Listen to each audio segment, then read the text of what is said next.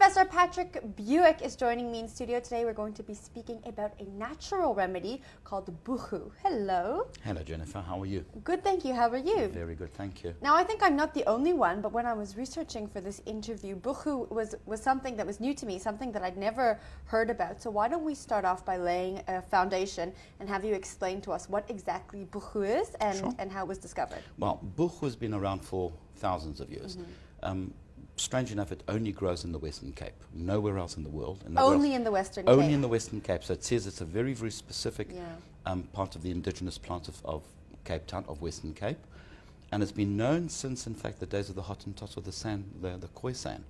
What happened is when the settlers arrived in the Cape, they noticed that the Khoisans were using this particular plant to treat ailments such as cystitis, bladder infections, prostate problems, etc. And they started using it themselves without knowing what the medicinal properties were behind this particular plant.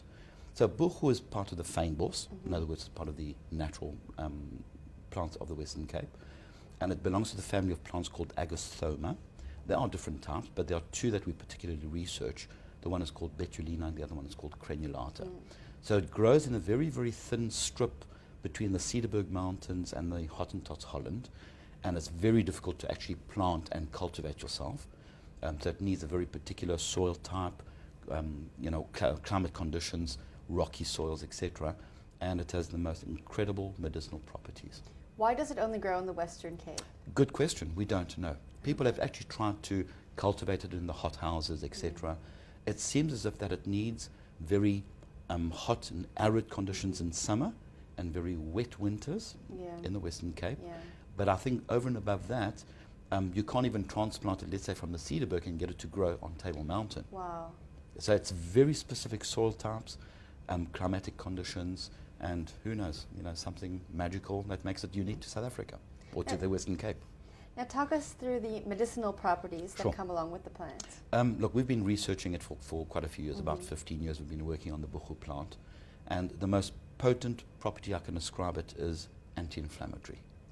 So, and it also has anti-infective properties, in other words, it kills bacteria.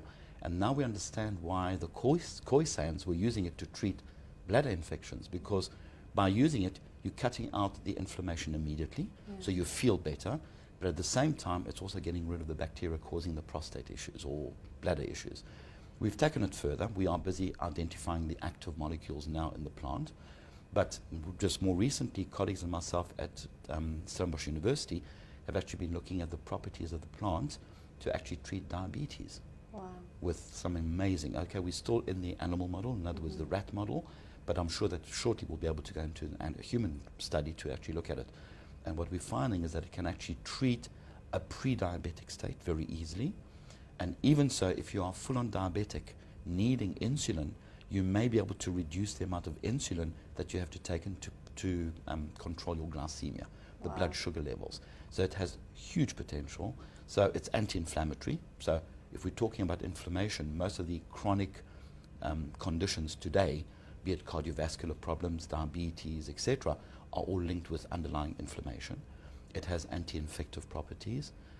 Also very, very clear-cut, it has hypertensive properties. In other words, people with high blood pressure, it brings down the blood pressure. And now most recently with the anti-diabetic properties. So we don't think it's the same molecule, obviously, having these different properties, but we're now looking at the different extracts of the plants to see what can we ascribe, what is it in the plant that can kill bacteria, what is in the plant that can treat hypertension, and so we're going on. It really does sound like a magical plant. It's the most amazing, amazing, amazing plant. Is this something that you think could replace a type of antibiotic one day? Sure. I mean, look, one of the most pressing issues that we have in the world today is antibiotic resistance.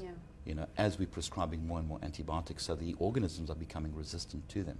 So now what we're now doing is, if we manage to identify, which we're very close to, identify the active, to now start testing against antibiotic resistant staphylococcus, or we talk about the extended Klebsiella, that type of thing, and obviously a resistance TB. We don't have any proof for it as yet, but that is our ultimate aim, is to see whether we actually have a new molecule which can really target the antibiotic-resistant bacteria. Now, are there other plants in the landscape that are similar to buchu? Not really, not in the same comparison. There are other plants in the Western Cape, in fact in South Africa and in the world, which have very potent, biological activities. But I think buchu is so specific. It's South African, it's Western Cape, and it has these most incredible potent properties.